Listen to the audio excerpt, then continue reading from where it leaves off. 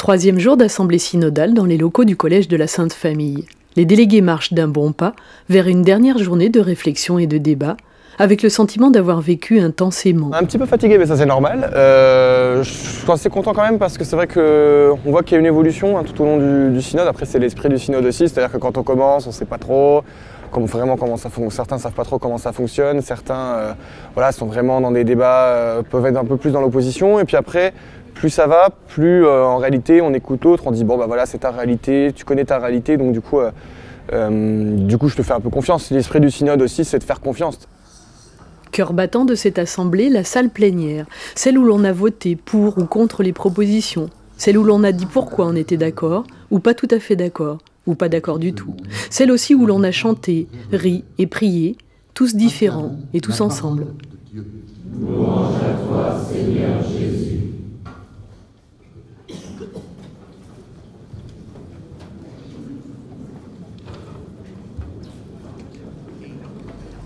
Moi j'étais animateur du groupe numéro 6, être jeune et catholique dans la Somme. Voilà, j'ai été absolument conquis par la composition du groupe, avec des jeunes, des très jeunes, dont le plus jeune délégué de ce synode, qui a 13 ans. Et des toujours jeunes, comme on les a appelés, voilà. Une grande mixité d'âge, une grande mixité aussi dans le territoire, avec des gens qui viennent de Ham, de Abbeville, d'Amiens, d'Albert, donc c'était très chouette. Il y avait aussi les petites salles, celles où l'on se retrouvait en commission. Eux ont réfléchi pendant 3 jours à la place des prêtres dans notre diocèse. Être prêtre. C'était aussi penser la place des laïcs, la mission et le rôle de chacun. Pas si simple. Vous vous rendez compte de la différence entre l'atmosphère d'hier après-midi et l'euphorie dans laquelle nous finissons notre travail. Donc, proposition 5. On a touché dans cette commission des sensibilités différentes, des histoires différentes qui se rencontraient autour du ministère presbytéral, et ça a pu faire jaillir les joies, les craintes, les peurs de chacun, aussi bien des prêtres que des laïcs, et de chercher à trouver ensemble dans cette confrontation, mais dans le bon sens du terme, confrontation, comment, voilà, sur quel chemin avancer dans l'attente du ministère presbytéral au cœur de la communauté chrétienne. Et c'est vrai que, faut reconnaître, au début ça a été un peu houleux, un peu tendu, où chacun a pu vraiment exprimer, on prenait l'image des silex que l'évêque a dit, là, qui s'entrechoquent, c'est vraiment des silex qui sont entrechoqués, qui ont fait des étincelles, et tout à coup il y a eu la petite flamme, quoi. Nous on l'a expérimenté, cette petite flamme qui tout à coup jaillit, et fait que on trouve un chemin, notamment au cœur de la deuxième journée, on trouve un chemin où va jaillir une proposition et qui va se recentrer autour de l'essentiel de la parole de Dieu. Sur toutes les lèvres, au cours de ce 3e jour, la question de l'après. Sans être tenues secrètes, les propositions votées resteront relativement confidentielles dans leur exhaustivité. Elles seront confiées à notre évêque Olivier pour qu'il fasse œuvre de discernement. Le bonheur de l'aventure collective vécue ici va tout de même, c'est certain, d'ores et déjà se diffuser dans tout le diocèse. Il faudra donner envie. Voilà. Donner envie. Et que c'est là qu'il y aura... Enfin, il y a le récit que vous allez vivre, et puis il y a la dynamique qui va se créer le 30 septembre. Les délégués d'une de mes paroisses me posaient la question, quand est-ce qu'on pourrait présenter ça, sous quelle forme et comment? Mais je crois qu'il faut attendre ce qu'il va ressortir à la Saint-Firmin. D'accord. Et puis en même temps, il faudrait, sous la forme d'une assemblée paroissiale et conviviale, mais à travailler. Mais quand on vit tous un temps fort, c'est difficilement racontable. Un beau rassemblement de famille, très joyeux, très festif. On va dire c'est super, c'était bien, mais celui qui l'écoute, il ne peut pas ressentir ce qu'on a vécu intérieurement. Pas vrai? Il y a eu des moments où vous vous dites, mais pourquoi on a voté cette proposition et pourquoi on a rejeté telle autre? Plusieurs m'ont dit, mais quelle diversité dans l'Église, j'imaginais pas qu'il y avait de telles différences. Il y a même quelqu'un qui m'a dit, je vous promets mon Seigneur, je serai un peu plus patient à l'avenir.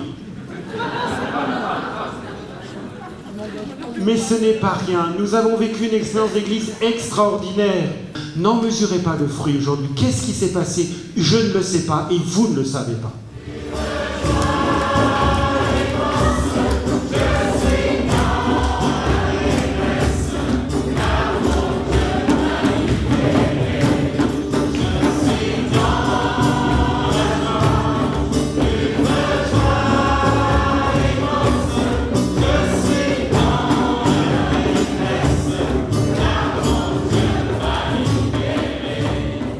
réellement envie, malgré la fatigue, d'aller très vite à la rencontre maintenant des assemblées dominicales de nos paroisses pour leur dire haut et fort et avec un grand sourire que l'Église diocésaine de la Somme a de l'avenir.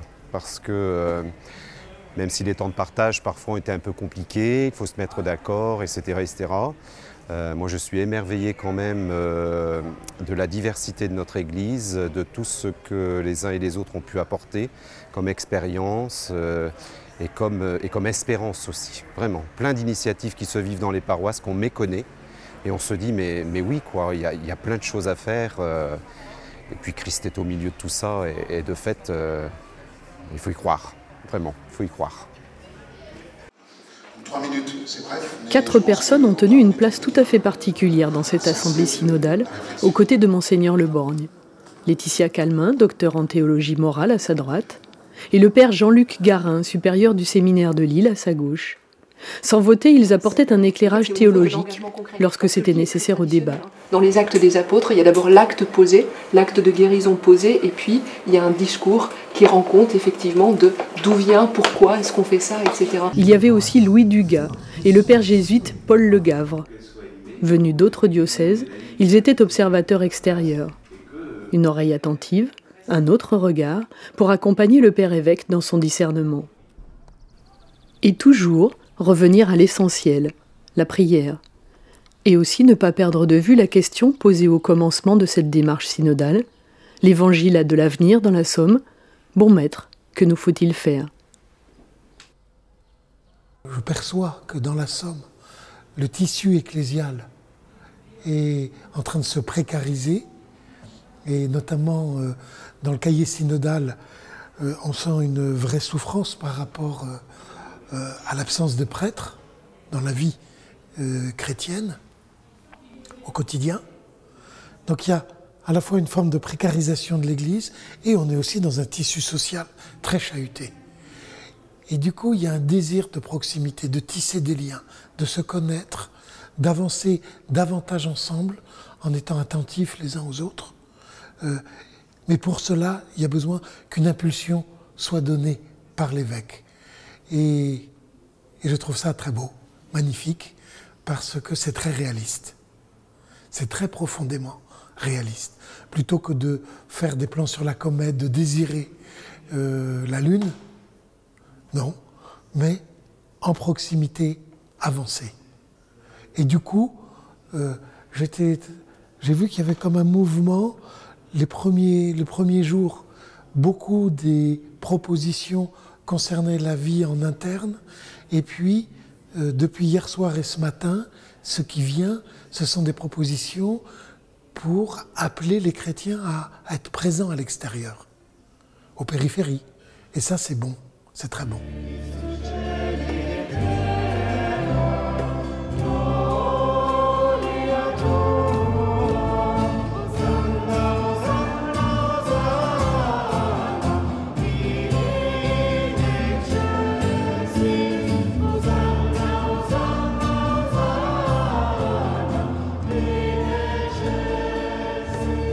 Cette grande étape synodale s'est achevée par une messe et un envoi.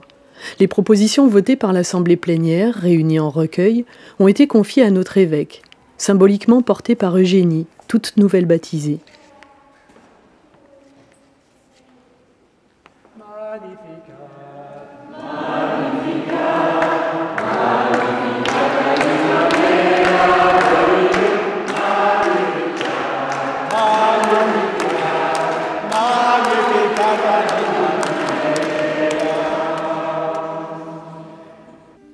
Une étape se termine, une autre s'engage. L'Esprit Saint parle à travers vous, disait le Père évêque tout au long de cette année synodale. Il ne fera pas un catalogue de décisions, c'est promis, mais imprégné des propositions votées, il en écrira le récit pour qu'elles nourrissent une vision pour le diocèse, un cap, une espérance.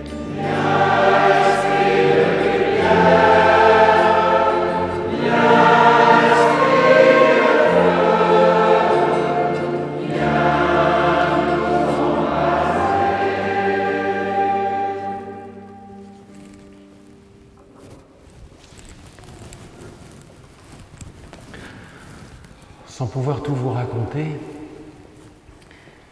Le Seigneur m'a fait cadeau alors que je n'étais pas du tout dans cette tradition. J'avais confiance en l'Église, je sais qu'elle ne me trompe pas, mais je n'étais pas du tout éduqué dans cette tradition de Marie. Et puis je l'ai découverte il y a peu de temps, avec une joie, une jubilation. Elle est la mère de l'Église, elle est la mère de Dieu, elle est notre mère, elle est ma mère. Et ma mère Françoise n'est pas jalouse du tout. Hein. Je voudrais la prier avec vous. Je vous salue Marie, comblée de grâce, le Seigneur est avec vous.